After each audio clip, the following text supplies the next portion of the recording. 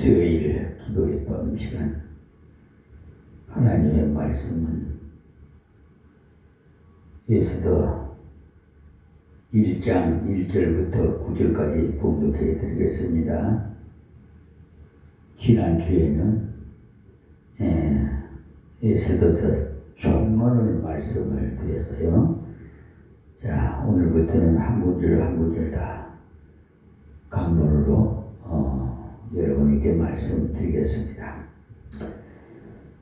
1절에요. 이 일은 아하수에로 왕 때 된 것이니 아하수에로는 인도로 구수까지 127도를 치리하는 왕이라.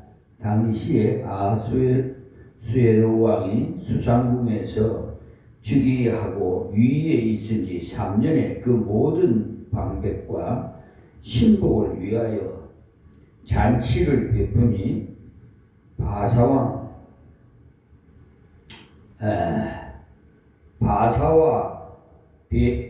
베델리의 장수와 각 도의 귀족과 방백들이 다 왕 앞에 있는지라. 왕이 여러 날 곧 180일 동안에 그 영화로운 나라의 부함과 위엄의 그 혁혁함을 나타내리라. 이 날이 다함의 왕이 또 도성 수산 대소 인민을 위하여 왕궁 후원들의 뜰에서 7일 동안 잔치를 베풀세. 백색, 녹색, 청색, 휘장을 자색, 가는 배줄로 대리석 기둥, 은고리에 매고 금과 은으로 만든 걸상을 화반석, 백석, 웅모석,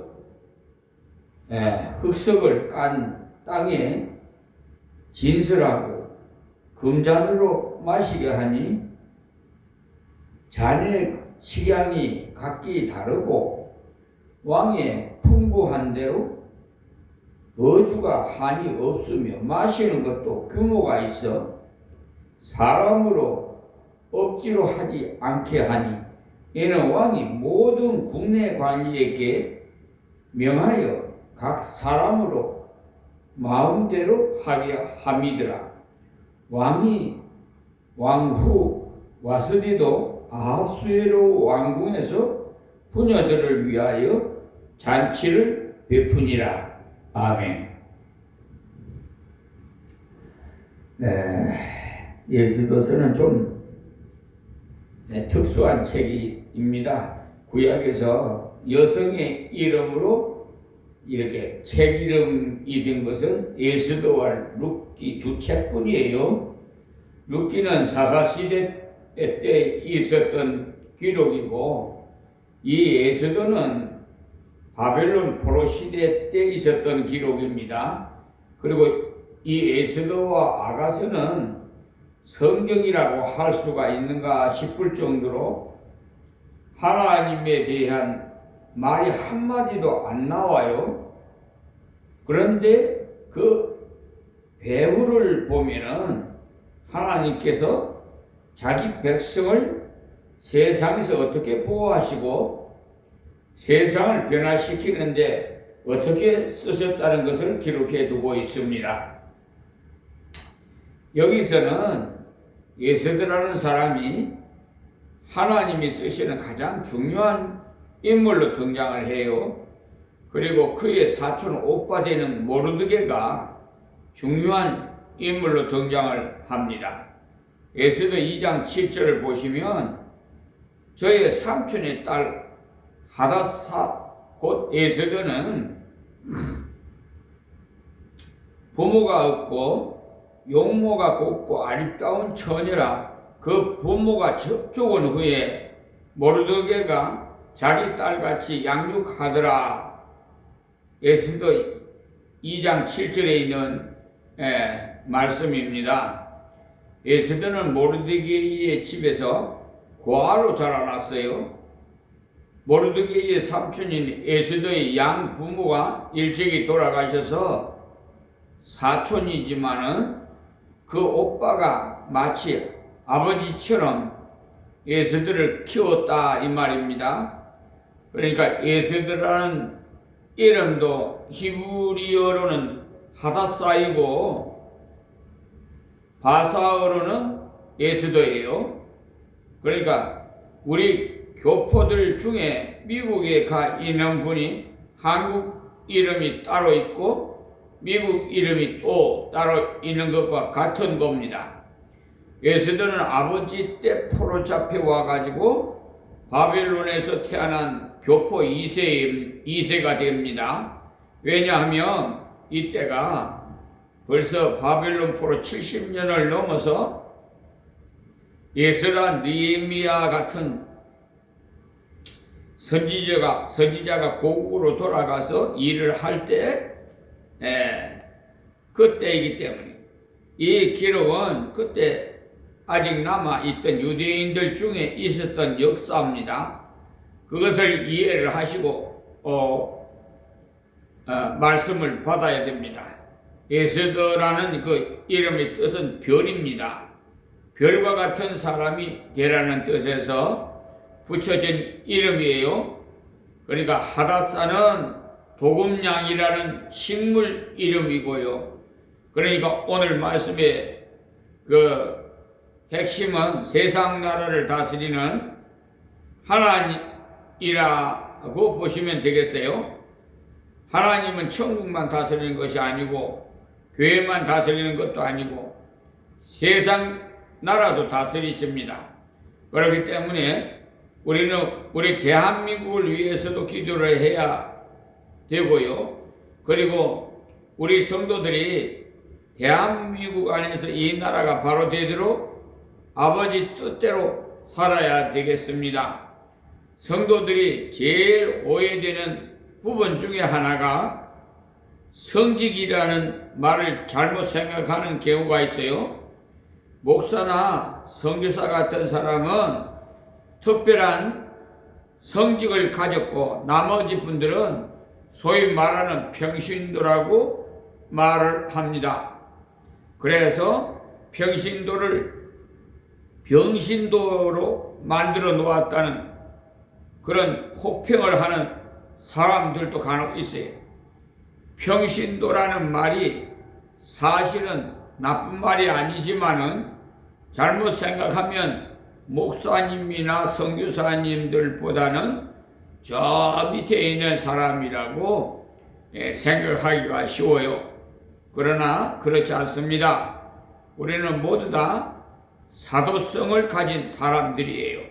오직 너희는 택하신 족속이요 왕같은 제사장들이요 거룩한 나라요 그의 소유된 백성이니 이는 너희를 어두운 데서 불러내어 그의 기이한 빛에 돌아가게 하신 자의 아름다운 덕을 선전하게 하려 하심이라고 베드로전서 2장 9절에 말씀했지 않습니까?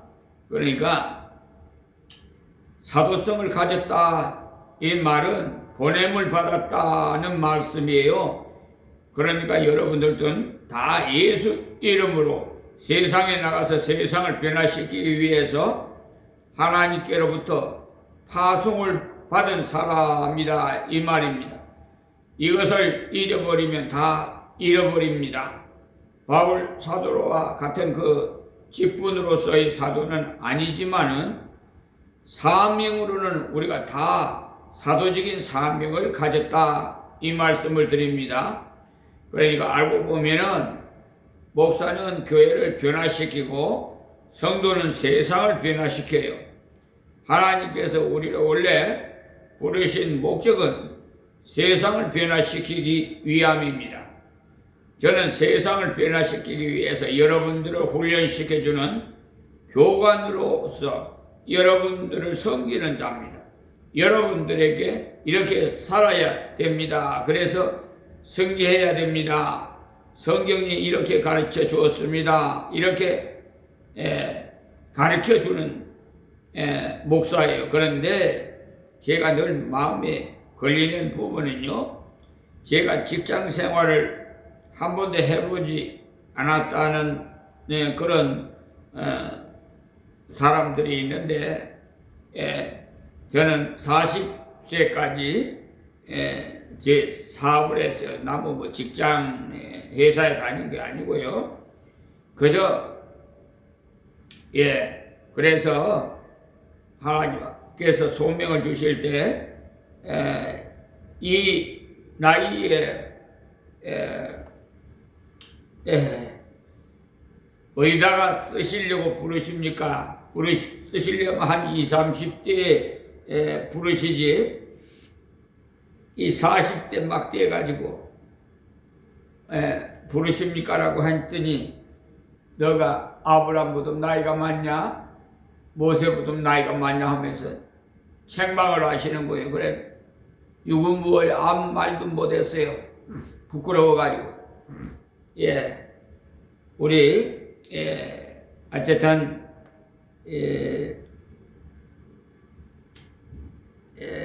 각 맡은 그 직분이 다 있지요.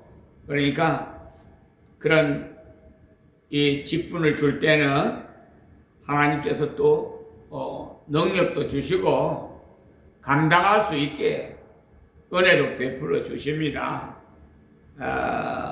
그러므로 우리는 사도성을 가졌다는 것을 잊어버리면 안 돼요. 그래서 하나님께서 우리를 세상에 파송해서 세상을 변화시키도록 하신 겁니다. 가서 세상을 변화시켜라. 가서 제자 삼으라. 이 말씀은요, 다 우리에게 주신 말씀이에요. 어느 목사에게 특별히 준 말씀 아닙니다. 모든 성도들에게 주신 말씀. 물론 목사도 받았지요. 에스더서나 다니엘서 같은 그 책들이 특별히 그 부분을 강조하고 있어요. 세상 속에 하나님을 어떻게 일을 하셨다는 것을 이야기한 것이거든요. 그래서 1장은 에스더가 어떻게 해서 왕후가 되었는가에 대한 설명을 해주고 있어요. 고아였고 거기에다가 외국에 포로로 잡혀간 사람의 딸인데 어떻게 왕후가 되었는지 그 배경을 말해준 겁니다. 그래서 이 시간에 말씀에서 세상은 어떤 곳이냐에 대해서 가르쳐 주고 있어요. 우리도 세상을 알아야 되겠죠. 교회만 알면 안 돼. 그래야 세상을 정복하고 세상에 가서 복음을 나누고 세상에 가서 세상을 변화시킬 수 있지. 그렇잖아요. 그러니까 여기 1절 말씀에 이 일은 아하수에로 왕 때에 된 것이니, 아하수에로는 인도로 구스까지 127도를 치리하는 왕이라 그랬죠. 그래서 이 에스더서의 저자는 에스더가 아닐 가능성이 99%입니다. 보통 이름을 붙인 사람이 저자인 경우가 많아요. 그런데 그 이사야 같은 경우를 보면 이사야가 저자지요.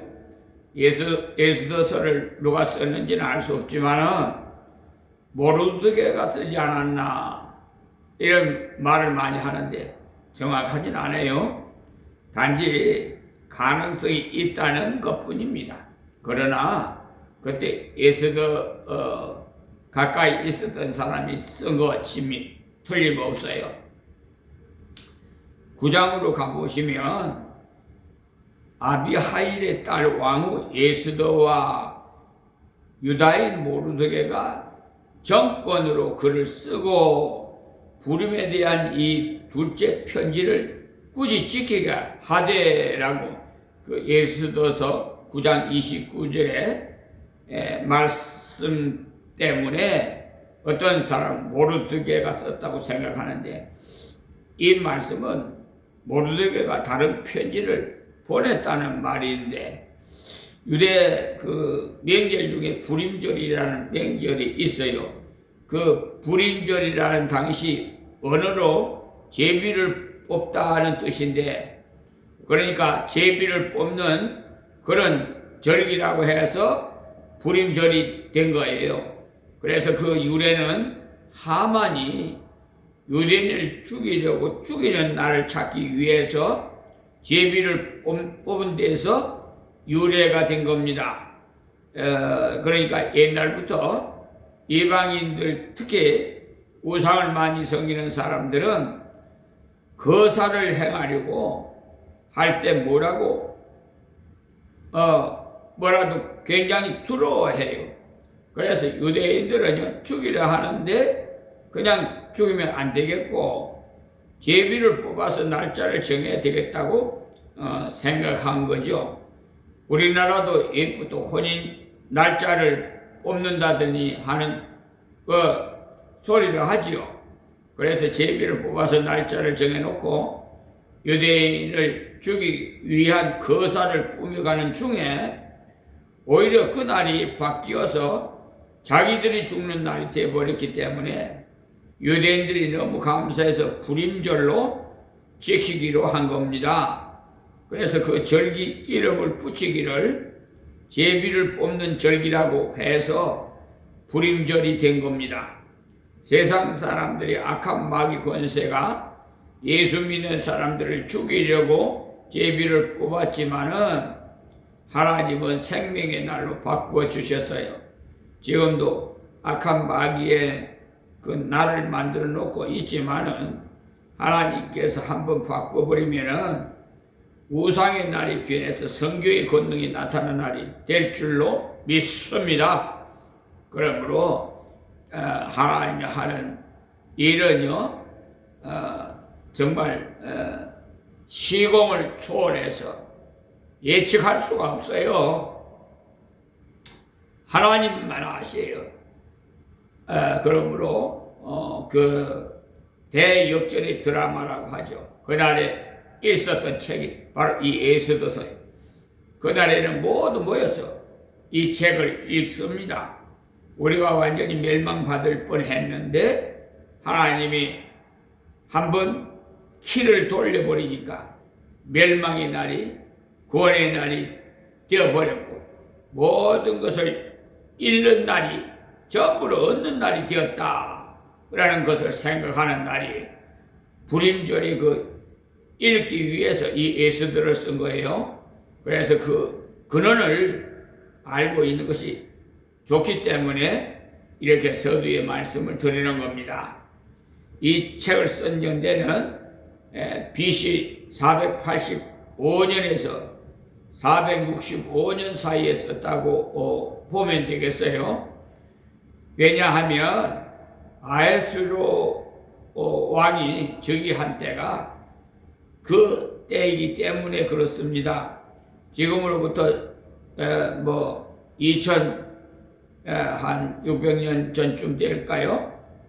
그리고 이 바사라는 나라가 역사책에서는 페르시아입니다.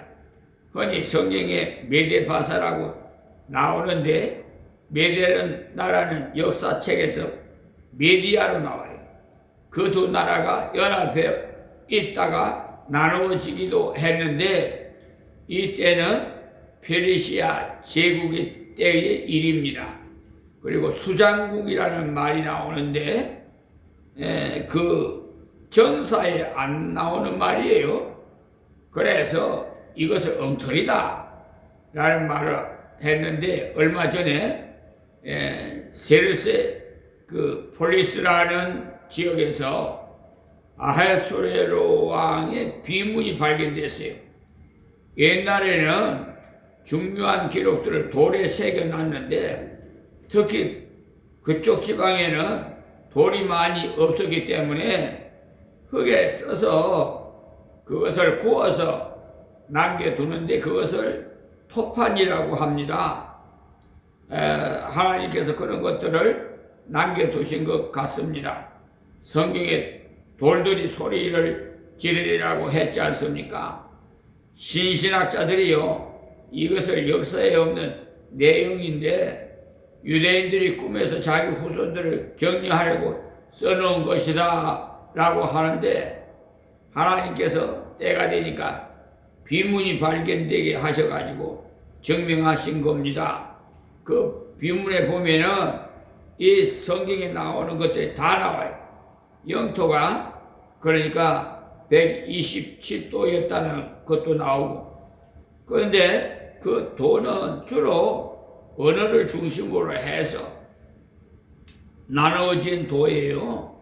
그러니까 엄청나게 여러 민족을 점령했다는 것을 알고 계시면 돼요. 그래서 유대 나라도 한 도였습니다.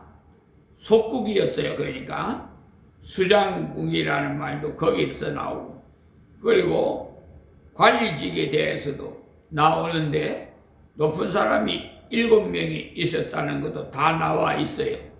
그리고 변치 못할 법률이라는 것도 나오고, 1장 8절과 9절에 보시면 왕이 한번 명령을 내리면 불변이 된다는 것이 나오지 않습니까? 그런 것들도 그 토판에 다 나와 있어요.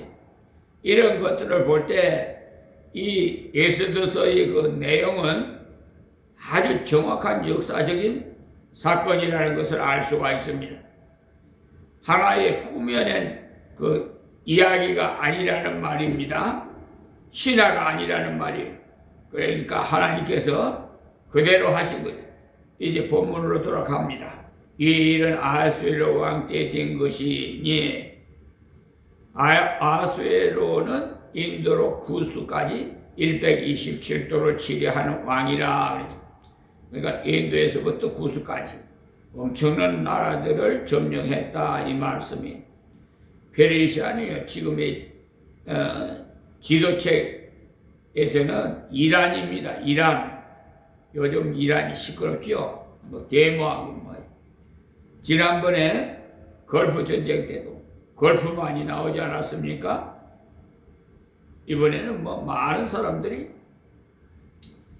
반정부 대항하다가 많이 총살되고 많이 죽었다는 뉴스를 TV를 통해서 봤습니다만은, 참 그런 거 보면 비통한 마음이 들어요.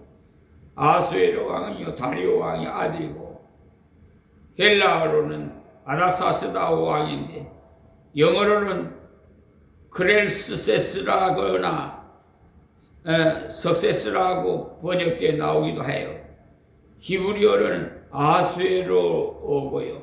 그래서 이 책은요, 유대인을 위해서 썼기 때문에 히브리어로 쓴 거예요. 이 왕이 127도나 되는 엄청난 대제국을 다스리는 왕이었다는 것. 무엇을 말하냐면 세상 나라가 우리가 볼 때는 굉장하다는 것을 말합니다. 지금도 마찬가지 아닙니까? 예수 믿는 사람이 많은 것 같이 보여도 세상 나라에 비하면 적어요. 그래서 예수님께서 적은 무리여 무서워 말라. 너희 아버지께서 그 나라를 너희에게 주시기를 기뻐하시느니라고 누가복음 12장 32절에도 말씀하셨어요. 우리는 적은 무리가 큰 무리를 인도하고, 적은 무리가 큰 무리를 변화시키려면 우리는 철저한 그 골동분자가 되어야 돼요. 그러니까 적당하게 그저 교회에 와서 예배나 드리려고 생각하면 안 됩니다. 알겠습니까? 제자가 돼서 예수 밖에 모르는 사람이 돼야 세상을 변화시킬 수 있어요. 어떤 의미에서는 목사님들보다도 여러분들이 더 철저해야 돼요. 목사님들은 뭐 교회 안에 있기 때문에 아무래도 유혹을 덜 받지만, 그러나 여러분들은 직장에 가야 되고 어두운 세상 속에 들어가야 되기 때문에 적신갑주를, 그러니까 전신갑주를 입어야 돼요. 완전히 무장을 해야 된다 이 말. 이런 것들을 통해서 페르시아가 그냥 127도나 되는 큰 나라였다고 볼 것이 아니고, 세상 나라가 엄청나다는 것을 아시고, 세상을 볼 때 우리가 너무 초라해 보이고, 우리가 너무 작아 보이고, 우리가 너무 약해 보이지만은 뒤에 가서는 그 열쇠는 하나님이 가지고 있었다는 것을 볼 수가 있어요. 자, 2절 말씀에 당시 아하수에로 왕이 수상궁에서 즉위하고 대제국이 다 보니까 왕궁이 한 군데만 있는 것이 아니고 여러 군데 있어요. 여름궁, 겨울궁 따로 있었는데 수상궁은 여름궁이었어요. 그런 궁에서 다리오가 대제국을 다스렸다 이 말이에요.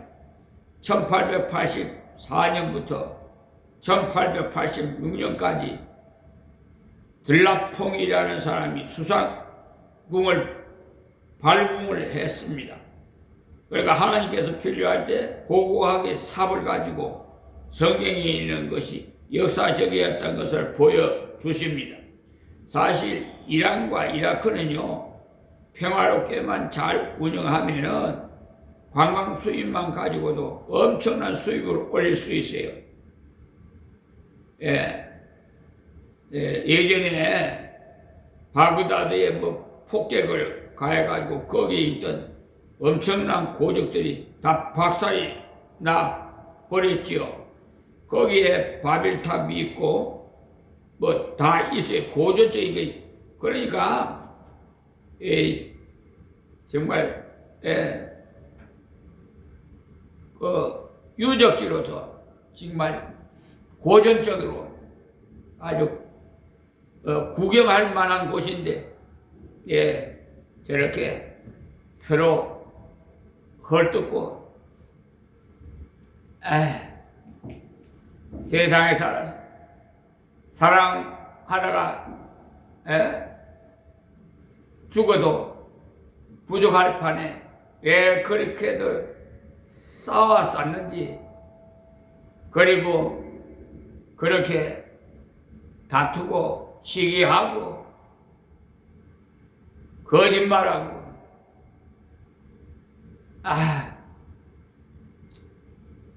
가만히 생각해 보니까요, 인생들이 너무 어리석어. 저부터 그냥 어리석은 것 같아. 하나님 앞에 부끄러워. 그런데 뭐가 잘난 척하고 교만하고, 아유, 자기가 잘났으면 뭐가 얼마나 잘났고, 못났으면 얼마나 못났고, 똑똑하면 또 얼마나 똑똑하고, 미련하면 얼마나 미련해. 다 거기서 거기야. 별것도 아닌데 가만히 보면은 말이야, 서로 시기하고 질투하고 남을 없이 여기고, 그런 습관, 성격, 이런 거 생각 다 예수 이름으로 변화받는 저와 여러분이 됩시다. 할렐루야. 에덴 동산도요, 그쪽에 있어요. 그렇기 때문에 그 사람들이 옳게만 했다면 엄청난 인류 문화의 유산을 보유하게 되었을 겁니다. 지금 있는 고족들은 그때 당시 것들이 기초만 남아 있는데 복원해 놓은 것들이에요. 자, 3절 말씀 위에 있는 지 3년의 그 모든 방백과 신복을 위하여 잔치를 베푸니 바사와 메대의 장소와 각 도의 귀족과 방백들이 다 왕 앞에 있는지라. 그렇죠? 이 사람이 그리스라 하는 헬라를 2번이나 정복하려고 갔다가 2번 다 졌어요. 이 사람은 늘 전쟁을 치르기를 좋아하는 폭군인데, 그러니까 전쟁하기 전에 백성과 지도자들을 대접한 내용인데, 옛날부터 폭군들이 전쟁할 때는 사람들을 불러서 대접을 잘해요. 왕들을 불러서도 대접을 하기도 하고, 신복들도 불러서도 대접을 하고, 장군들을 불러서도 대접을 하면서, 짐은 자네를 믿네? 이렇게 하면서 충성심을 불러일으켜서 그들이 목숨을 걸고 전쟁을 하라고 부추깁니다. 역사가들이나 성경학자들이 이때 왜 이렇게 잔치를 벌였고 이렇게 연구를 했는데요, 그 배우를 볼 때 그런 것이 있지 않았겠나 보고 있어요. 그러니까 잔치를 180일 동안이나 했다고 했으니까 6개월 동안이나 잔치를 한 거죠. 말이 그렇지 6개월이. 어떻게 잔치를 합니까 여러분? 그러니 이 나라가 체력도 대단하고 엄청났다는 것을 알 수가 있죠. 그 모든 방백과 신복을 위해서 잔치를 베푸니 바사와 메대의 장수와 각 도의 귀족과 방백들이 다 왕 앞에 있는지라. 잔치에 모인 사람들 말하는 거죠. 방백들은 총독들을 말하고. 자, 그래서 127도나 되는데 그 도가 우리가 사용하는 도 개념이 아니고 세금을 거두기 위한 구획이에요.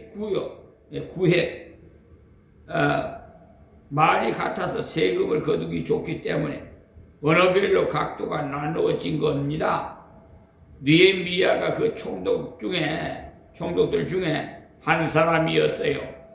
신복은요, 장관들을 말하고, 그리고 바사와 메대의 그 장수란, 바사는 페르시아이고 메대는 그 메디아인데 이 두 나라가 연합국이 되어 있었어요.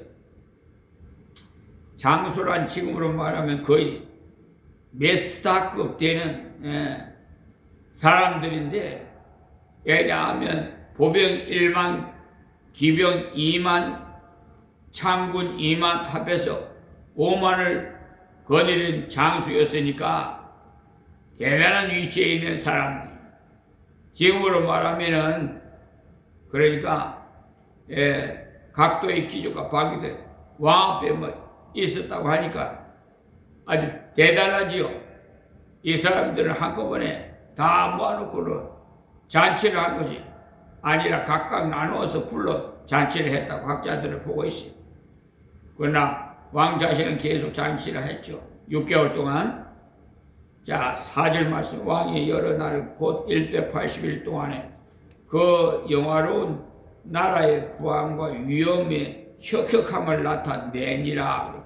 그러니 180일 동안이나 먹고 마셨다는 것 보통 일 아닙니다. 자기 나라가 얼마나 재력이 크다는 것을 나타내는 것, 그리고 위엄이 대단하는 것을 나타내는, 자기의 영화가 엄청나다는 것도 혁혁함을 나타냈다는 말을 크게 대단하다는 것을 그렇게 보여주려는 했다는 말이에요. 세상 나라는 이렇게 물질을 많이 가지면 타락 문화가 발달돼요. 어디라도 마찬가지예요. 그래서 우리 그리스도인들이 정직과 진실을 가지고 그 속에 들어가서 물질이 많으면 가난한 나라, 가난한 백성을 돕고 고통받는 사람들 돕는 일을 잘해야 돼요. 잠언서에 보면은요, 왕이 가난한 자를 성실히 신원하며 그 위가 영원히 견고하리라고 잠언서 29장 14절에 말씀했어요. 그런데 대부분의 왕들은요, 그렇게 생각하지